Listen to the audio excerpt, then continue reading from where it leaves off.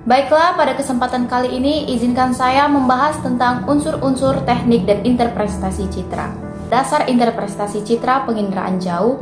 Interpretasi citra merupakan kegiatan mengidentifikasi objek pada citra. Untuk memudahkan kegiatan mengidentifikasi objek yang ada pada citra, maka dibutuhkan pemahaman tentang karakteristik atau atribut objek pada citra. Teknik interpretasi citra antara lain, yang pertama terdapat data acuan berupa pustaka, pengukuran, analisis laboratorium, peta, kerja lapangan, foto terestrial maupun foto udara selain citra yang digunakan. Data acuan dapat berupa tabel statistik tentang meteorologi atau tentang penggunaan lahan yang dikumpulkan oleh per orang maupun oleh instansi pemerintah. Yang kedua, terdapat kunci interpretasi citra. Keterangan ini meliputi jenis objek yang digambarkan, unsur interpretasinya, dan keterangan tentang citra yang menyangkut jenis, skala, saat perekaman, dan lokasi daerahnya. Yang ketiga, ada penanganan data. Citra dapat berbentuk kertas, cetakan, atau transparansi yang juga semakin banyak digunakan. Transparansi dapat berwujud lembaran tunggal maupun gulungan. Dalam menanganinya perlu berhati-hati, jangan sampai menimbulkan goresan atau bahkan hapus padanya.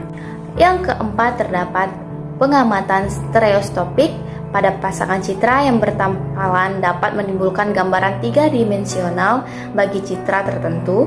Karena objek tampak dengan perwujudan tiga-dimensional, pengenalannya pada citra lebih mudah dilaksanakan. Yang kelima, terdapat metode pengkajian. Pada dasarnya ada dua metode dalam metode pengkajian ini.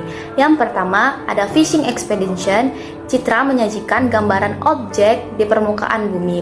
Dan yang kedua ada logical search, yaitu penafsiran citra, mengamati citra secara menyeluruh tetapi secara selektif, hanya mengambil data yang relevan terhadap tujuan interpretasinya. Kita ketahui bahwasanya terdapat 9 unsur-unsur interpretasi pada citra. Yang pertama ada rona dan warna. Rona merupakan tingkat kecerahan atau kegelapan suatu objek pada citra, sedangkan warna adalah wujud yang tampak oleh mata. Yang kedua, terdapat bentuk. Bentuk merupakan cerminan kerangka objek, baik bentuk umum maupun bentuk rinci. Salah satu fungsinya adalah untuk mempermudah pengenalan citra. Contoh, gedung sekolah pada umumnya berbentuk I, L, dan U. Yang ketiga, ada ukuran.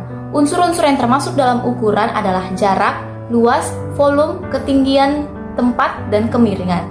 Contoh, lapangan olahraga sepak bola dicirikan oleh bentuk segi 4. Yang keempat, terdapat bayangan. Bayangan dapat membuat objek menjadi tampak gelap, bisa juga membuat objek menjadi tampak jelas. Contoh, lereng terjal tampak lebih jelas dengan adanya bayangan. Yang kelima, terdapat tekstur. Tekstur seringkali dikaitkan dengan tingkat kekasaran suatu objek. Ada 3 jenis tekstur, yaitu tekstur halus, sedang, dan kasar. Misalnya, hutan bertekstur kasar, belukar bertekstur sedang, dan semak bertekstur halus. Yang keenam, terdapat pola. Pola merupakan suatu kecenderungan suatu objek. Contoh, pola aliran sungai menandai struktur geologis. Yang ketujuh, terdapat situs. Situs merupakan tempat kedudukan suatu objek terhadap objek lain sekitarnya. Misalnya, permukiman pada umumnya memanjang pada pinggir beting pantai, tanggul alam, atau sepanjang tepi jalan. Yang kedelapan, terdapat asosiasi. Merupakan keterkaitan antara suatu objek dengan objek lainnya. Contoh, stasiun kereta api berasosiasi dengan jalan kereta api yang jumlahnya lebih dari 1 atau bercabang. Yang kesembilan atau yang terakhir merupakan konvergensi bukti. Konvergensi bukti ialah penggunaan beberapa unsur interpretasi citra sehingga lingkupnya menjadi semakin menyempit ke satu arah atau dinyatakan dengan kesimpulan tertentu.